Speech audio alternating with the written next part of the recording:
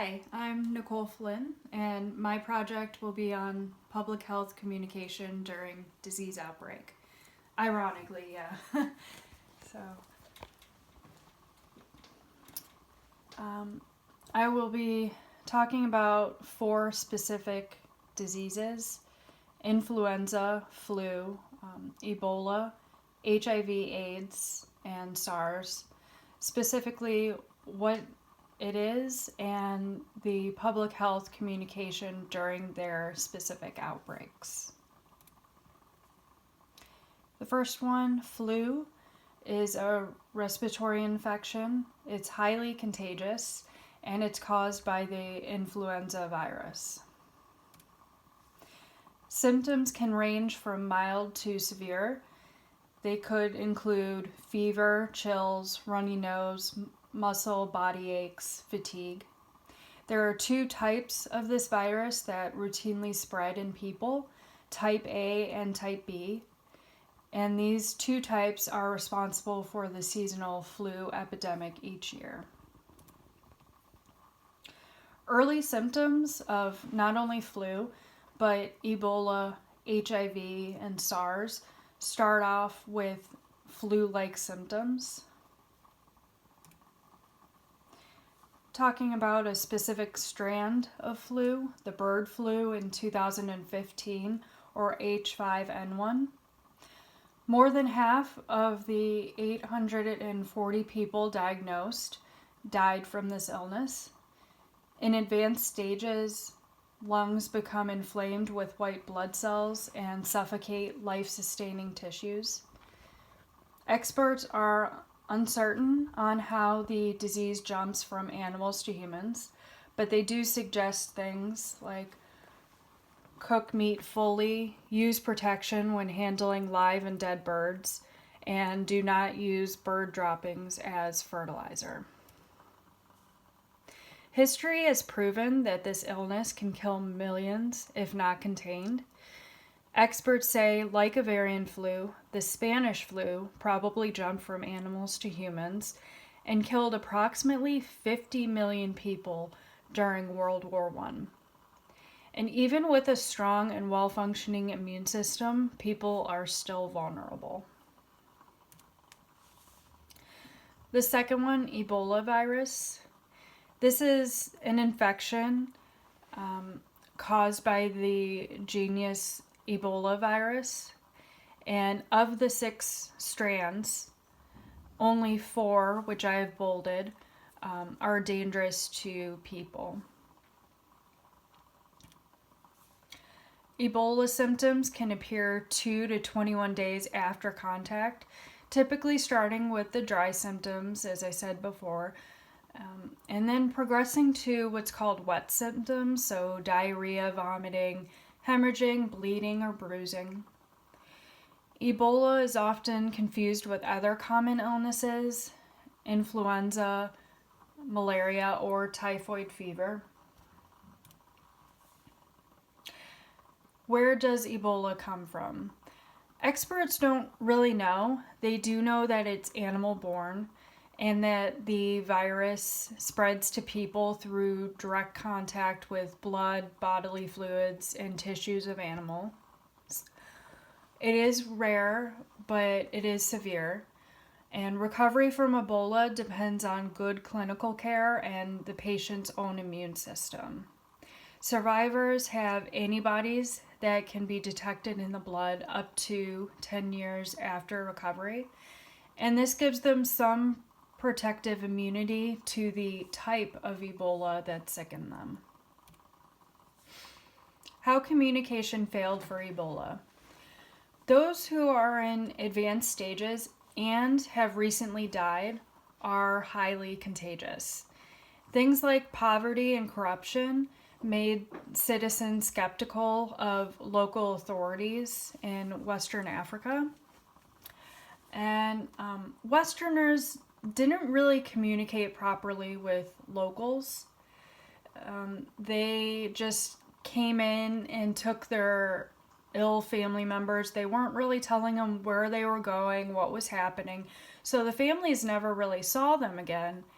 And this led to locals suspecting that officials were kidnapping, killing their loved ones, even going as far as selling their organs.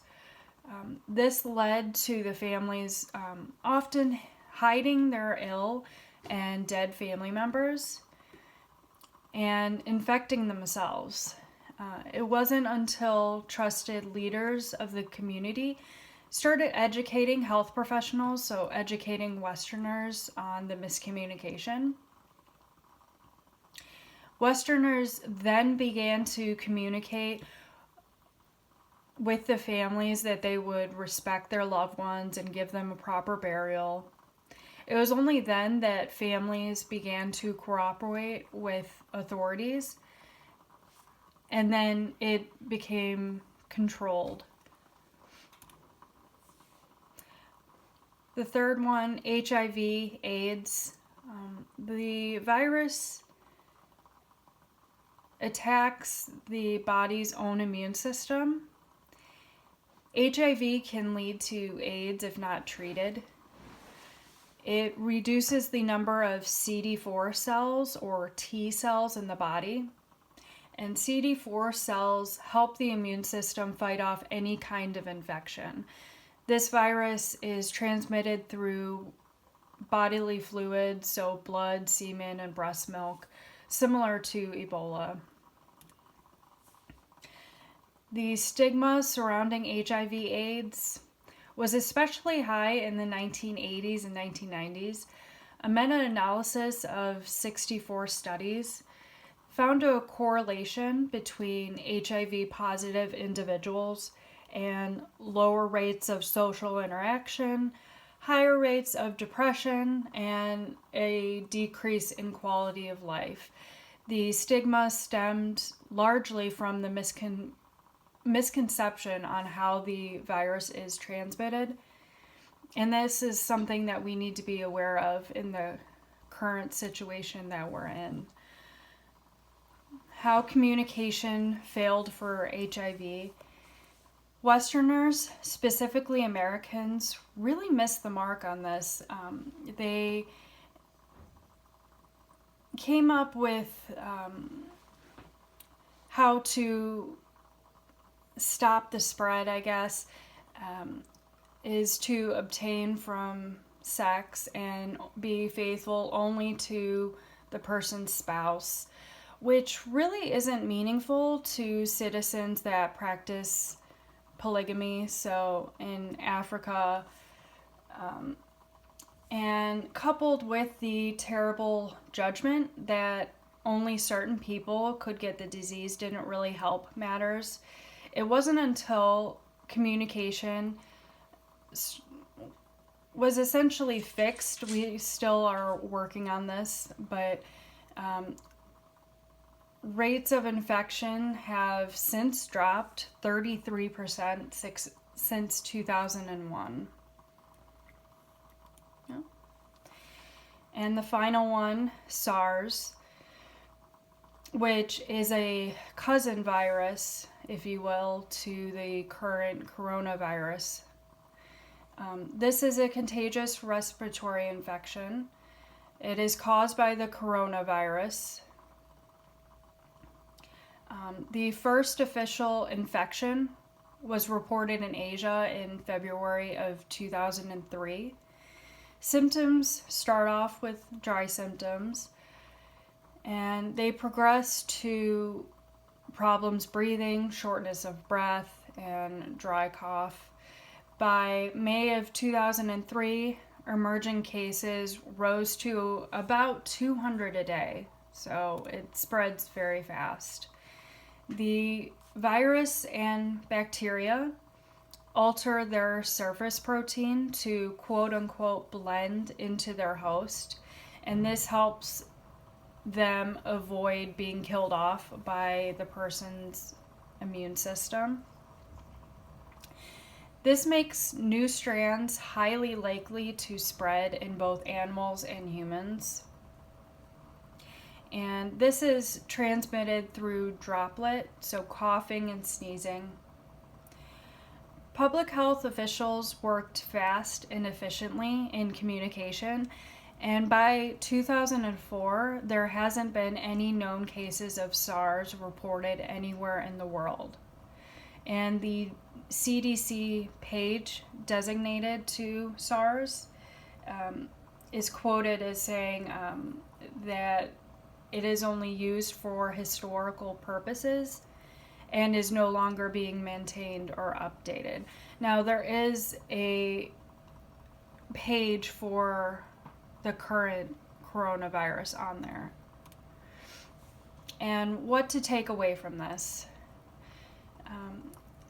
Keep at least 2 weeks of food and water in your house at all times. Get information from reliable sources, so the CDC and local health departments. Beware of stigma, especially going on with Corona as well. And the most important thing is don't panic. And here are my resources.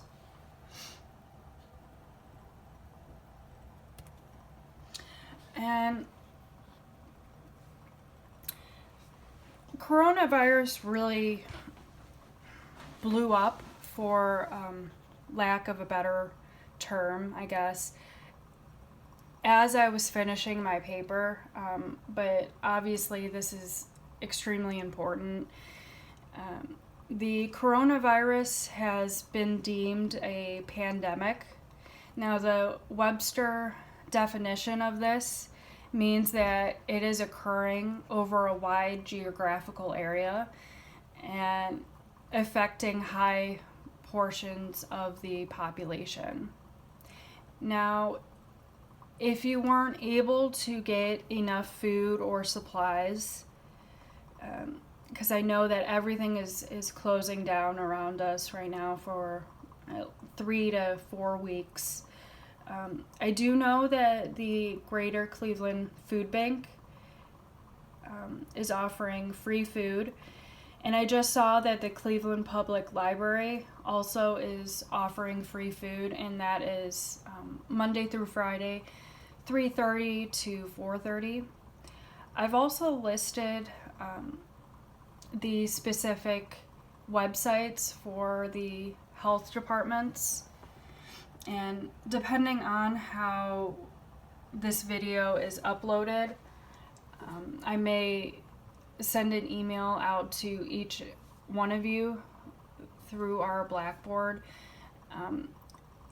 Take advantage of this. Get your information from these websites specifically, and reach out to, the food bank, or, your specific health department if you need help.